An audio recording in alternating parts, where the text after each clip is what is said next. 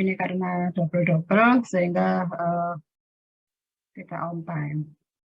Kita akan mulai untuk bahan untuk materi pertemuan ke-11 yaitu tentang kinetik bahan pencemar di lingkungan. Boleh sekarang stop video ya. Silakan stop video, enggak apa-apa.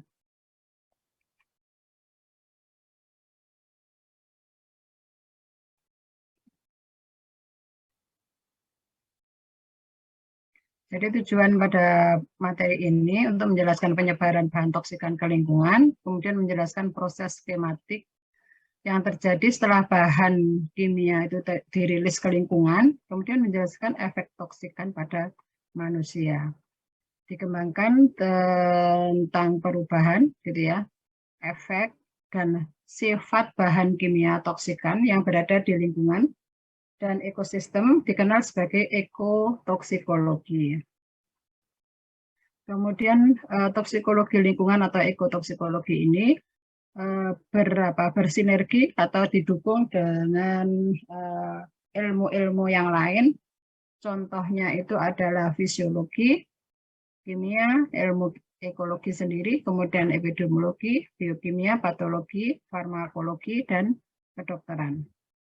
Kemudian aplikasi toksikologi di lingkungan hidup dan ekosistem. Kita tahu ya, ada kalau kita menyebutkan lingkungan, ada yang hanya lingkungan saja, kemudian ada yang lingkungan hidup. Kemudian aplikasi konsep dan prinsip toksikologi pada cara kerja dan perilaku bahan kimia atau toksikan di lingkungan. Ini dapat menambah pengertian dan prediksi kita tentang konsekuensi lingkungan dan gangguan kesehatan masyarakat yang diakibatkan pembuangan tidak tepat dari bahan kimia, juga bahan B3. Kemudian bahan kimia toksikan di lingkungan atau environmental toxicants, ini semua organisme itu dikelilingi oleh bahan kimia alamiah maupun sintetik atau buatan ya, yang dapat berubah menjadi berbahaya bila pajanan itu mencukupi. Baik mencukupi waktu paparannya maupun mencukupi besar pajanan atau paparannya. Kemudian ini penting meletakkan dalam konteks udara atau atmosfer, kemudian air yang disebut juga dengan hidrosfer, kemudian tanah atau yang disebut juga dengan litosfer, ataupun makanan, biosfer, di mana toksikan ini ditemukan. Kemudian toksikan inorganik atau anorganik ini diimplikasikan sebagai mineral daripada sebagai bahan biologis. Sebagian besar ini tidak mengandung karbon, toksisitas rendah, dan biasanya itu lebih persisten.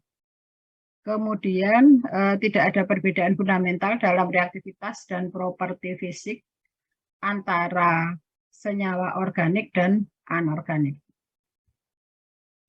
Kemudian beban tubuh dari bahan kimia yang dicerna, berbagai studi itu telah menunjukkan bahwa setelah pajanan, kemudian bahan kimia inorganik dan elemen yang dicerna ini tetap berada pada berbagai bagian tubuh. Kemudian pada banyak kasus, bahan kimia tersebut itu tetap persis atau tetap ada, atau tinggal di dalam tubuh terakumulasi selama hidup organisme tersebut. Karena alasan inilah, maka toksikologis, jadi orang-orang yang bergerak di dalam toksikologi, ini membuat batasan pajanan untuk berbagai bahan kimia yang ada di sekitar manusia. Kemudian ini ada beberapa logam berat, TLV maupun toksisitasnya. Mungkin pada pertemuan pertama itu saya sudah menjelaskan tentang apa sih TLV itu, gitu ya.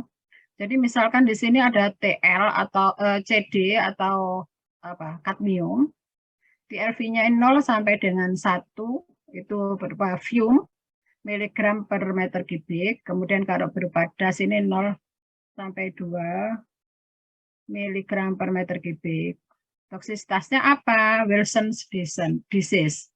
Kemudian amat sangat toksik, kemudian terakumulasi di ginjal dan paru. Ini selama lebih dari 1 jam dan besarnya itu 40 sampai dengan 50 miligram per meter kubik, nah itu jauh daripada TLV-nya ya, ini akan beribat fatal. Kemudian sampai dengan arsen, sampai dengan kromium. Nah, kalau kromium ini berapa TLV-nya? 1 atau apa 10 ini ya, 1 sampai 0 ini maksudnya gimana? Jadi biasanya kan ada nilai rendah sampai dengan nilai tinggi. Nanti coba dilihat lagi apa 0,5 atau berapa di sini ya. Ini bisa menyebabkan dermatitis penyakit kulit, kemudian kanker paru. Nah, ini ada suatu penelitian, dia meneliti tentang apa? Tentang pelapisan logam begitu ya. Nah, itu biasanya dengan CR biar untuk bisa apa? Mengkilap gitu ya, putih mengkilap gitu. Nah, itu eh, paparannya ke manusia bisa apa? Bisa percikannya, bisa juga karena uapnya daripada CR-nya. Bentar ya, saya tak anu dulu sebentar. Silakan di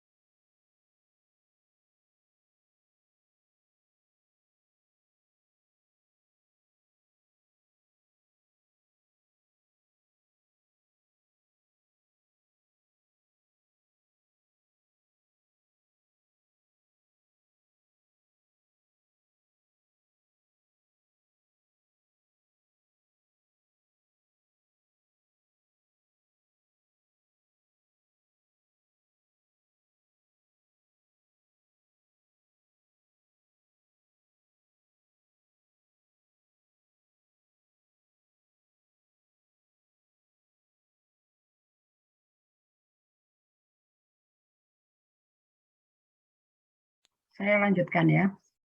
Jadi pada saat penelitian itu dilakukan, itu ternyata walaupun di dalam yang dermatitis ini ya, dermatitis dari percikan CR. Ini pada saat itu ternyata pekerjanya ini disebabkan walaupun sudah memakai APD yang lengkap gitu, ternyata cara penggunaan APD itu yang juga bisa mempengaruhi adanya dermatitis ini tadi. Kanker paru karena dari uapnya ya. Kalau kanker paru ini dari uapnya. Karena memang apa? Karena dalam pelapisan logam itu CR itu di panas gitu ya, panas berupa cairan. Kemudian ada uap yang mengandung CR yang tinggi.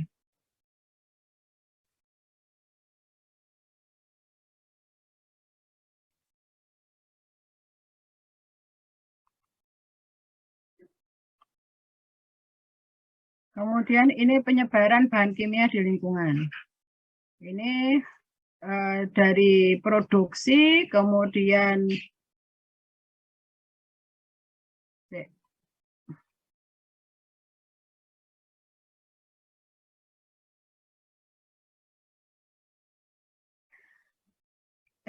di sini ada produksi, kemudian ada non-diverse user, kemudian ada pola emisinya. Pola emisi ini pada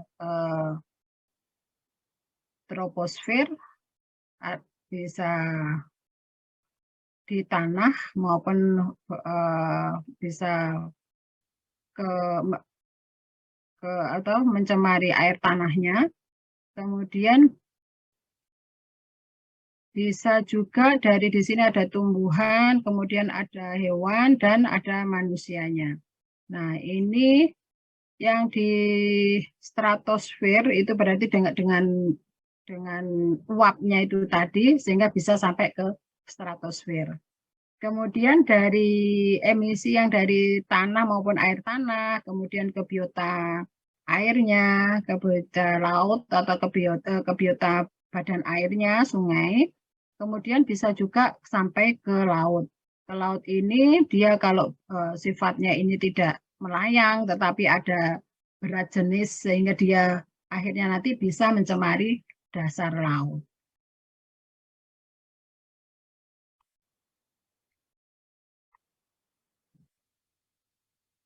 Ini adalah properti fisik dan distribusi yang berpengaruh terhadap penyebaran bahan kimia toksikan di lingkungan. Jadi dari bahan kimia, kemudian mencapai ke air, ke udara, tanah, dan biota. Di sini ada beberapa koefisien atau konstanta. Yang nanti bisa dipelajari lebih lanjut. Kemudian proses skematik yang terjadi setelah bahan kimia itu dirilis atau dikeluarkan ke lingkungan, itu bahan kimia atau xenobiotik toksikannya. Ini ada kompartemen lingkungan. Kompartemen ini jadi bagian ada di udaranya, ada di tanah, juga bisa air, ada biotanya. Kemudian pada proses transfernya, ini bisa dengan penguapan, kalau udara itu tadi ya. Kemudian tanah bisa absorpsi, kemudian bisa juga difusi, diratakan begitu, kemudian partisi. Kemudian ini yang berpengaruh lainnya adalah ukuran dari bahan kimia atau xenobiotiknya, kemudian angin, baik arah angin maupun kecepatan anginnya, kemudian panas udara, di mana kita tahu semakin panas udaranya itu akan semakin cepat bereaksi bahan kimia tersebut. Kemudian kelembapan ini juga berpengaruh pada proses daripada bahan kimia menuju ke objek yang terpapar. Kemudian juga adanya sinar matahari dan makanan.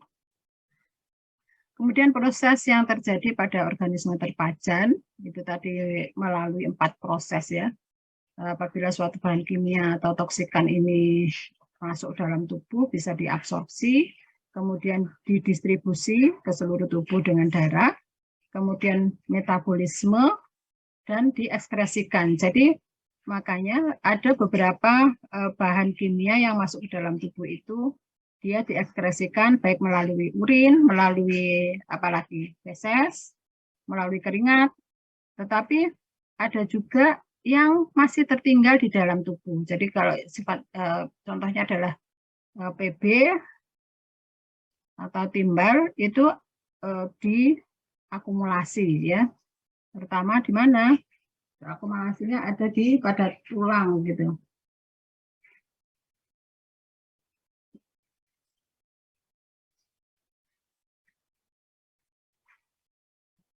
Kemudian ini contoh recall dan review.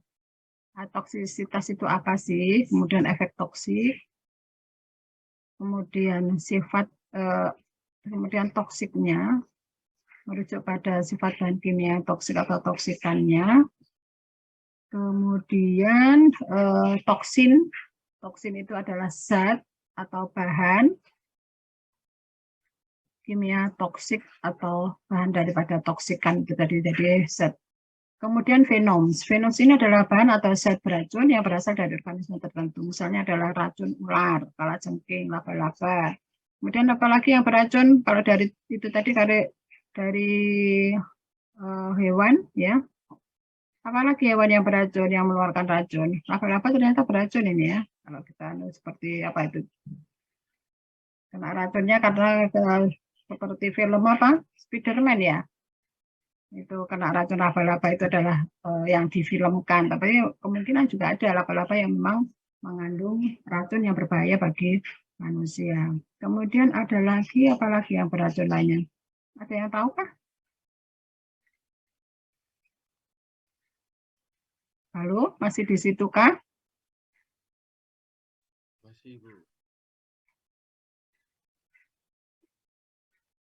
Masih, Bu. Masih, Bu. Ya, Mbak. Apa kira-kira ya?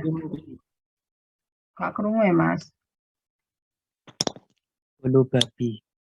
Apa, Mas? Cek. Bulu babi yang di Bulu laut babi. itu. Bulu babi itu di mana? Di laut. air. Ya, betul ya. Bukan di babinya loh ya. Di laut. Oh, itu juga kalau terkena pas kita renang di laut, kemudian terkena bulu babi, bisa adem panas ya badannya. Ada yang pernah kena enggak? Kenapa kok dinamakan bulu babi ya itu ya?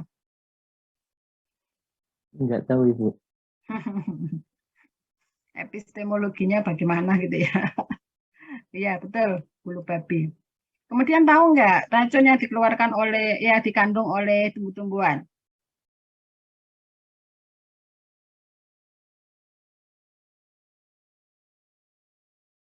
Apa tumbuhan apa yang bisa mengandung racun?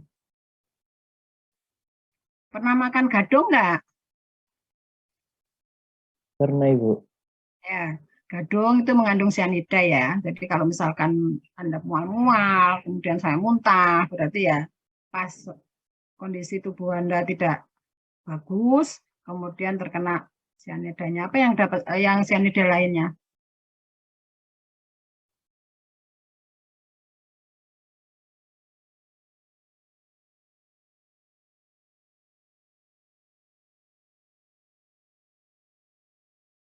Apa selain gadung? Pernah dengar ini apa? Pohong ya, pohong itu juga ada, tapi tidak senukan gadung. Pohong yang hitam-hitam itu sebenarnya nggak dimakan ya. Bisa kita kena racunnya. Kita lanjutkan difusi melalui kulit pelindung. Jadi kulit manusia atau kulit manusia itu ada yang namanya ini apa? Stratum. Kelihatan nggak di situ? Kulit tanduk, stratum corneum. Jadi kulit tanduk. Jadi sebenarnya kalau masuk kulit itu trappingnya itu banyak sekali ya kulit manusia. Tetapi ternyata bisa juga masuk bahan kimia tersebut masuk ke dalam tubuh manusia melalui kulit. Kemudian rute yang lain untuk misalkan tumbuh-tumbuhan ini ada yang namanya stomata.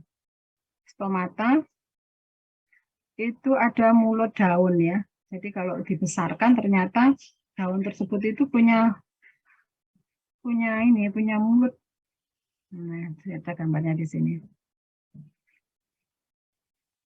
Itu jalan masuknya suatu apapun ya, bahan apapun ke dalam tubuh daripada tumbuhan tersebut.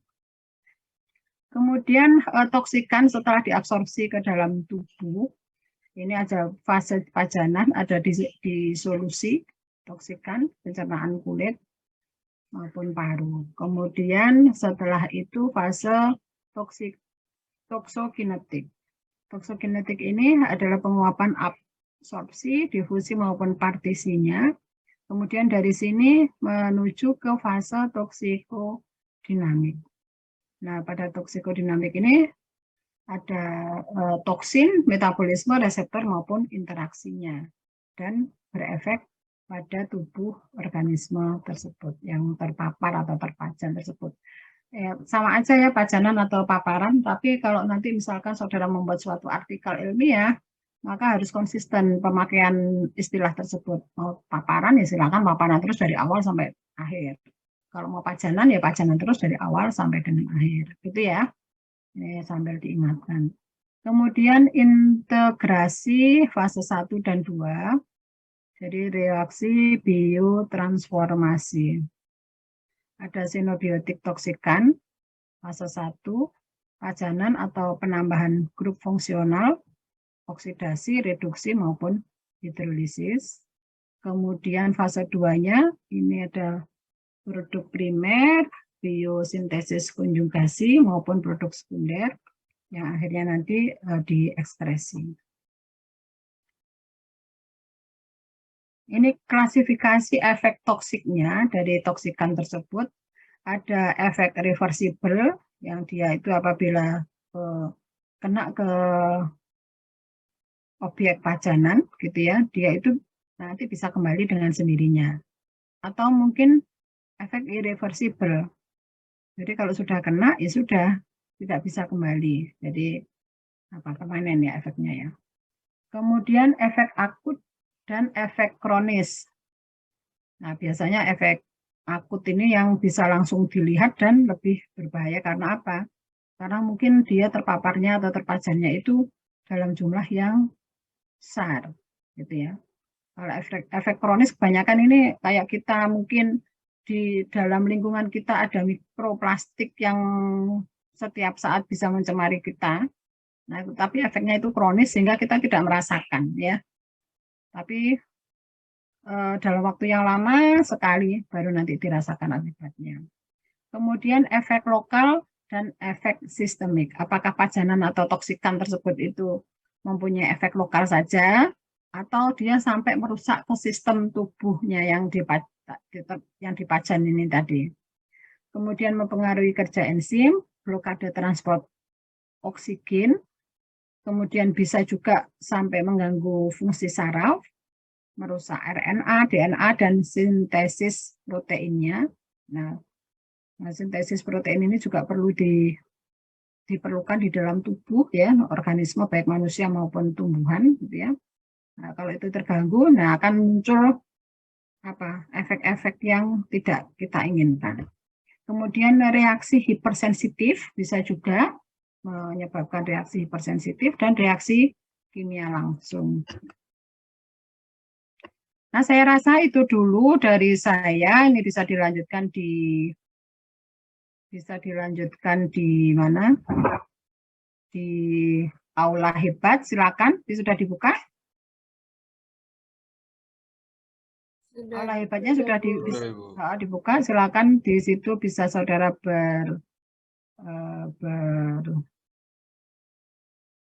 berdiskusi ya, di forum diskusi. Sampai jam berapa di situ disediakan oleh Bu Lilis waktunya?